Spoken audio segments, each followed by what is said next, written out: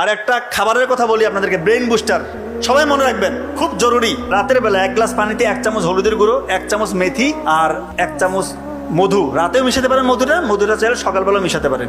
এই যে ভিজিয়ে রেখে সকালবেলা পান করলেন, মধুর মধ্যে রয়েছে গ্লুকোজ এবং ফ্রুক্টোজ, ইনস্ট্যান্ট আপনাকে ব্রেইনের মধ্যে এনার্জি দিবে। এবং এটা এমন একটা অ্যান্টিঅক্সিডেন্ট যার মধ্যে রয়েছে ফ্লাভোনয়েড এবং ফেনোলিক অ্যাসিড, যেটা কিনা আমাদের ব্রেইনটাকে সে প্রতিনিয়ত শক্তি জায়গায়, ব্রেইনের যে নার্ভগুলো আছে তার ইন্ডাকশন পাওয়ার বাড়ায়। কথা কি বুঝতে পারতেছেন?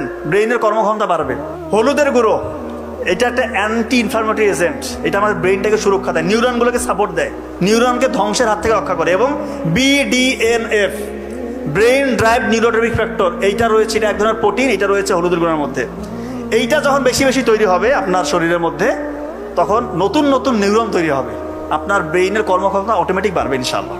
এবং মেথি, এটা দীর্ঘ সময় ধরে ধীরে ধীরে যতটুকু আপনার প্রয়োজন ততটুকু করে গ্লুকোজ আপনার ব্রেইনে সাপ্লাই দিবে। তার মানে এইটা যদি একসাথে আপনি খান, আপনার ব্রেইনের ক্ষমতা অন্যদের থেকে বহুগুণে ইনশাআল্লাহ বেড়ে যাবে। প্রতিদিন সকালে এটা খাওয়ার চেষ্টা করবেন, রাতে ভিজিয়ে রেখে সকালে খাবেন।